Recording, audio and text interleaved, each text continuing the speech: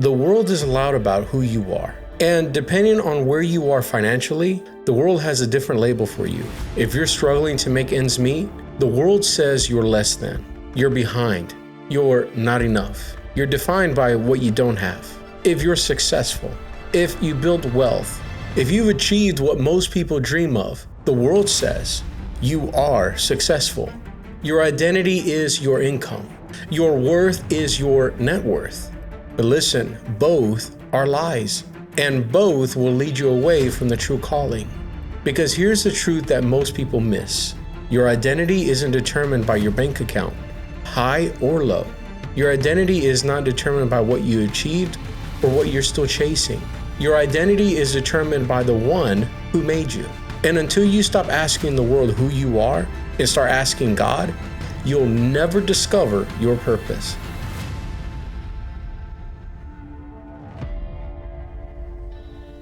Here's the problem. The world is full of voices trying to tell you who you are. And they're all different.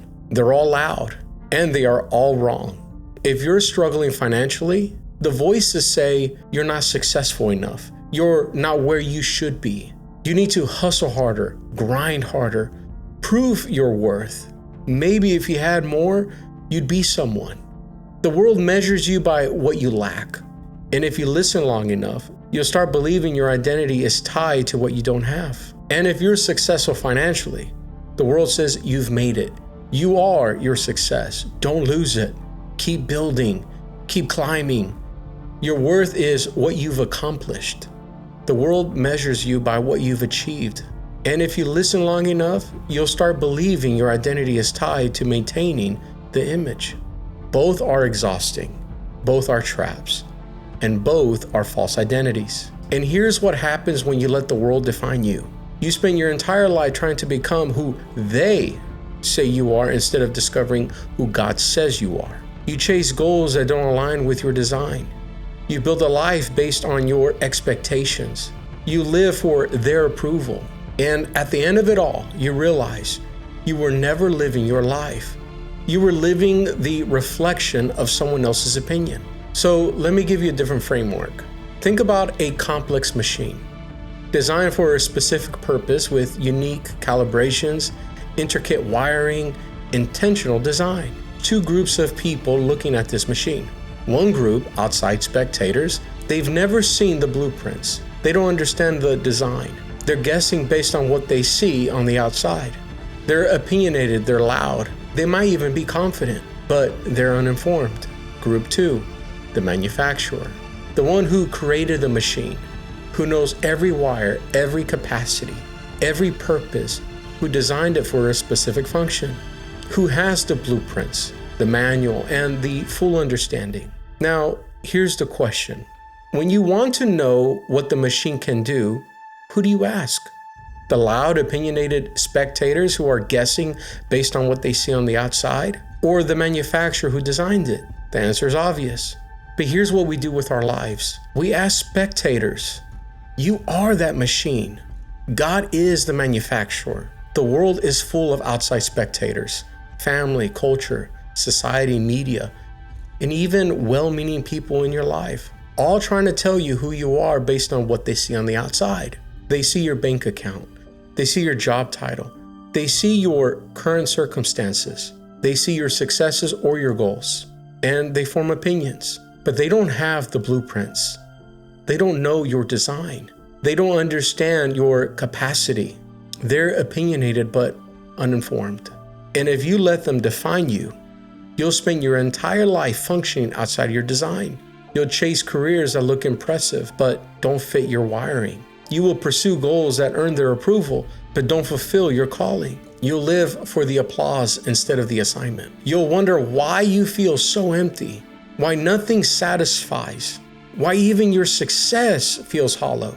Because you were never designed to function according to their opinion. You were designed to function according to God's blueprint. There's a verse that captures this perfectly. 1 Samuel 16, verse 7. The Lord does not look at the things people look at. People look outward appearance, but the Lord looks at the heart. Read that again. People look at the outward appearance, but the Lord looks at the heart. The world looks at what you have. God looks at who you are. The world looks at your resume. God looks at your design. The world looks at your current position. God looks at your capability. The world sees the outside. God sees the inside. The wiring, the blueprint, the purpose He put in you before you were born. And here's what that means. God knows you better than anyone. Better than your family who raised you. Better than your friends who know you well. Better than the culture that shapes you. He knows you better than you know yourself because He's the manufacturer. He designed you. He wired you. He built you for a specific purpose. And if you want to know who you are, you don't ask the spectators, you ask the manufacturer. Let me show you what this looks like in Scripture. There's a story in 1 Samuel 16 that shows the difference between the world's opinion and God's design. God sent the prophet Samuel to the house of a man named Jesse. God told Samuel, I'm sending you to anoint the next king of Israel. He's one of Jesse's sons. So Samuel shows up, and Jesse starts parading his sons in front of Samuel. His first son, Eliab, tall, strong, impressive, looks like a king. Samuel sees him and thinks, surely this is the one. But God says, no, don't look at the appearance of his height. I have rejected him. The Lord doesn't look at the things that people look at. People look in the outward appearance, but God looks at the heart. Second son, third son, fourth son, fifth son, sixth son, 7 sons total, and all of them impressive by the world's standards. All of them strong, capable, kingly looking men. And God rejected every single one. Samuel is confused. He asks Jesse, are these all the sons you have? And Jesse says, well, they're still the youngest, but he's out tending the sheep. David, the youngest, the overlooked, the one Jesse didn't think was worth calling in from the fields. He wasn't at the meeting because no one thought he mattered. Not impressive by worldly standards. Not wealthy, not powerful, not in the right position. Just a shepherd boy. But God said to Samuel, rise and anoint him. This is the one. David was chosen, not because of what he had, not because of his position, not because how he looked on the outside, but because of who God designed him to be. The world saw a shepherd boy, but it was God that saw a king. And here's the key.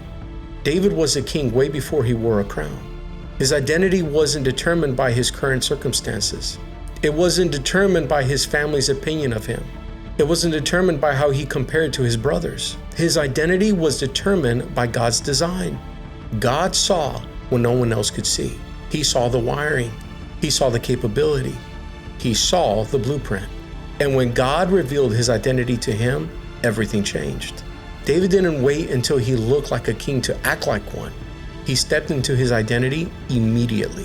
When Goliath showed up and no one else would fight him, David stepped forward, not because he had experience, not because he had the right armor, not because he looked the part, but because he knew who God said he was. The army saw a giant, David saw an assignment. Why? Because David's identity was not tied to his circumstances. It was tied to God's design. And that's the shift that you need to make. Now let me bring this to my story. There was a season in my life when I let others' opinions define me.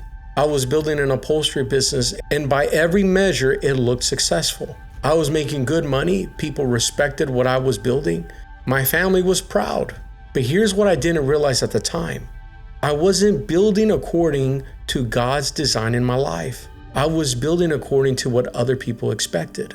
The world saw me as a successful business owner, and I started to believe that was my identity. But inside, I felt this restlessness, this sense that I was supposed to be doing something else. I ignored it because the voices around me were loud. You're doing great. Why would you change? You're successful. You've built something. Don't mess this up. So I kept building. I kept pursuing what they said I should pursue.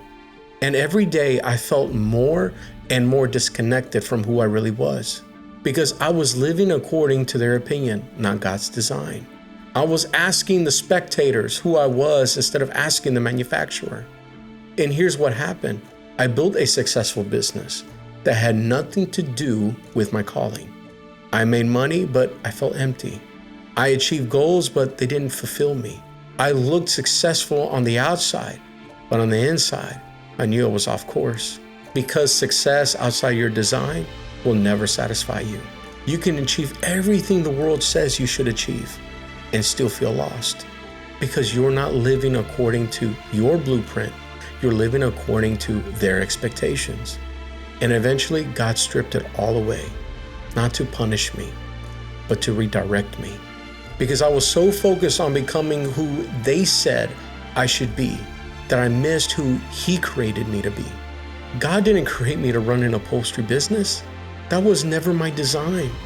God created me to teach Christians how to build wealth aligned with His kingdom, to help people discover their identity and calling, to steward resources for kingdom impact. But I couldn't step into that identity until I stopped listening to the spectators and started listening to the manufacturer. And when I finally did, when I finally asked God, who did you design me to be? Everything changed. Not my circumstances at first, but my clarity, my direction, my sense of purpose. Because I wasn't building according to their opinion anymore. I was building according to His design. And that's exactly what I want for you. So let me ask you, whose voice are you listening to? Are you listening to the world's opinion or God's design? Are you chasing what they say you should be? Or are you discovering who He created you to be? Because here's the truth, you'll never discover your purpose until you know your identity. And you'll never know your identity if you keep asking spectators instead of the manufacturer. If you're struggling financially, the world will tell you you're less than until you achieve more. But that's not your identity. If you are successful financially, the world will tell you that you are success. But that's not your identity either. Your identity isn't determined by what you have or you don't have. It's determined by who God says you are. And until you discover that, you'll keep chasing the wrong things. You will keep building according to the wrong blueprint. You'll keep living for the wrong audience. And you'll wonder why nothing feels right. So how do you discover your God-given identity? Let me give you 5 practical steps to help you. First, stop listening to outside spectators.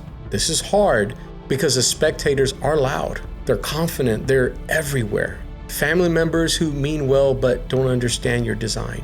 Friends who project their expectations onto you.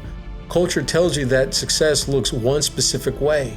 Media that defines worth by what you have. They're all spectators.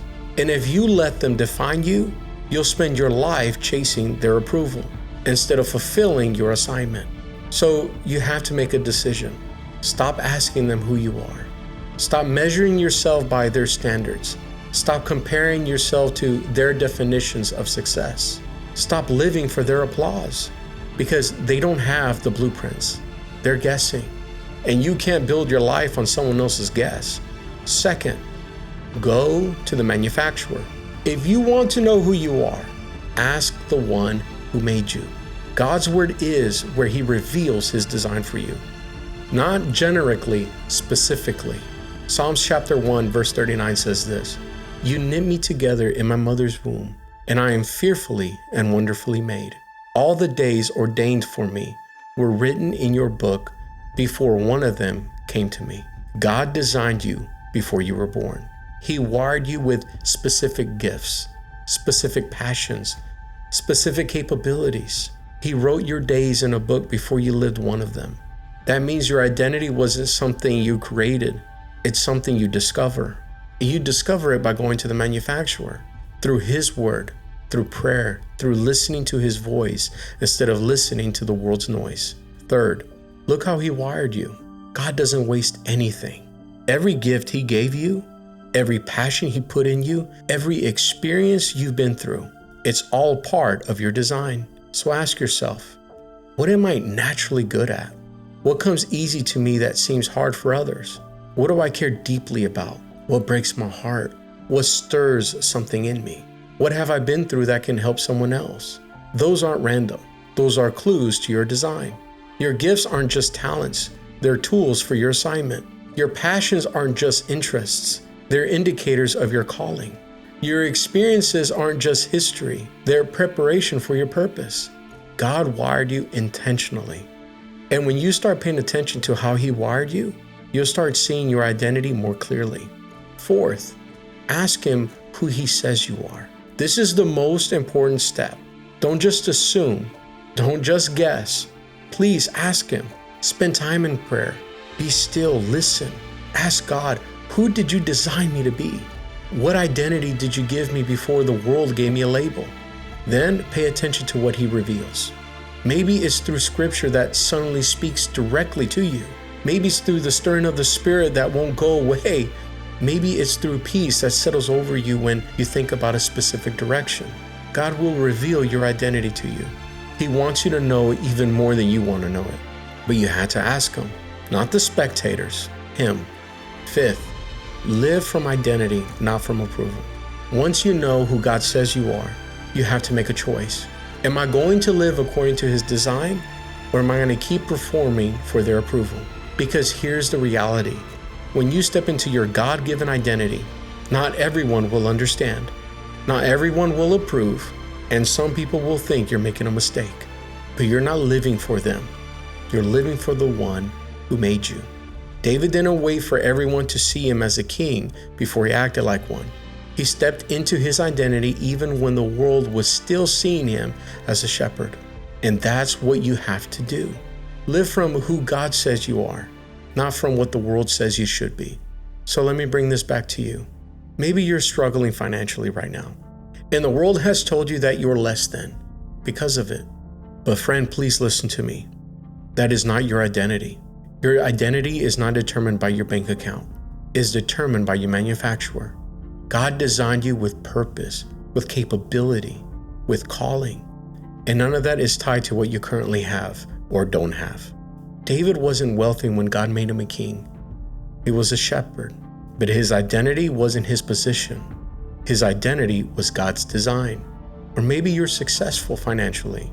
You've built wealth, you've achieved goals, and the world has told you that you are success. But that's not your identity either. Your identity isn't your income, it's not your accomplishments, it's not what you've built. Because success outside your design will never fulfill you. You can have everything and still feel empty if you're living according to their expectations instead of His blueprints. Both are traps. Both traps lead to the same place. A life that looks good on the outside, but feels hollow on the inside.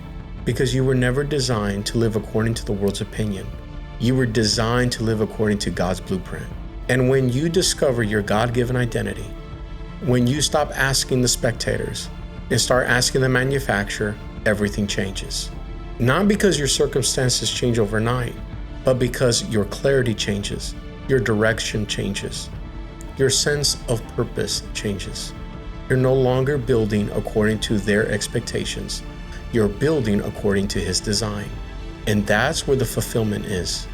That's where peace is. That's where purpose is.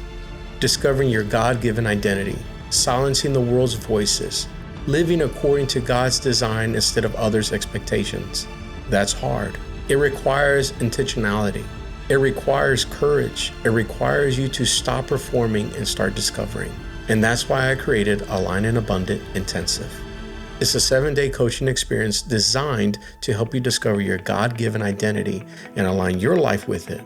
Every day you get teachings, activations, prompts, biblical identity training, all designed to help you stop living according to the world's opinion and start living according to God's design.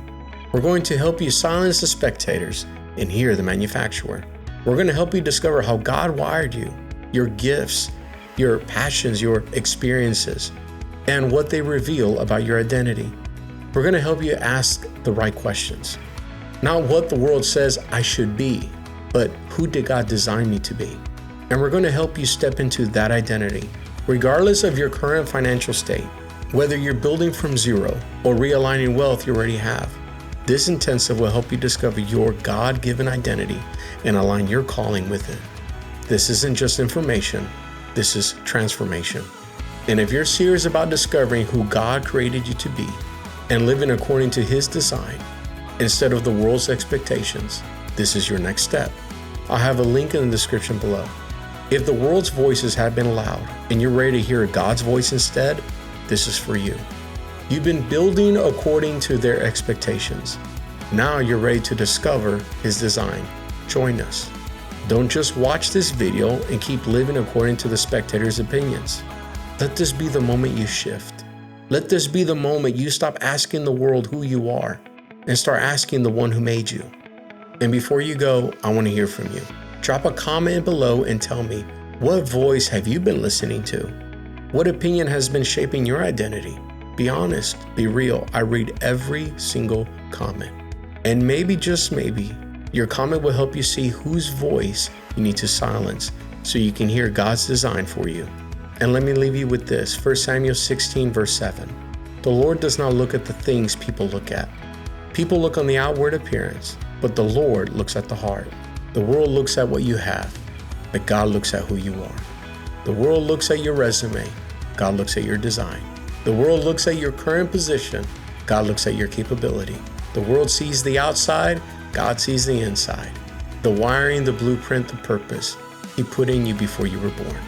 And if you want to discover your purpose, you have to start with your identity. Not the identity the world gave you, the identity God designed for you. Not who they say you are, who He says you are. Because you'll never discover your purpose until you know your identity. You'll never know your identity if you keep asking the spectators instead of the manufacturer. So stop asking the world who you are. Ask the one who made you. Go to the manufacturer. Read His word, spend time in prayer, listen to His voice. And when He reveals your identity to you, step into it, live from it, build according to it, because that's where fulfillment is. That's where clarity is. That's where your purpose is. And that's when you'll feel that you're finally living the life that you were created for.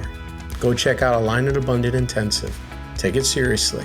And let's discover the identity God gave you before the world gave you a label. Because the world is just guessing, but God knows exactly who you are. And make sure you like and subscribe, hit that little bell button. It helps me create more videos like this for you, your family, and your loved ones. Until next time, God bless.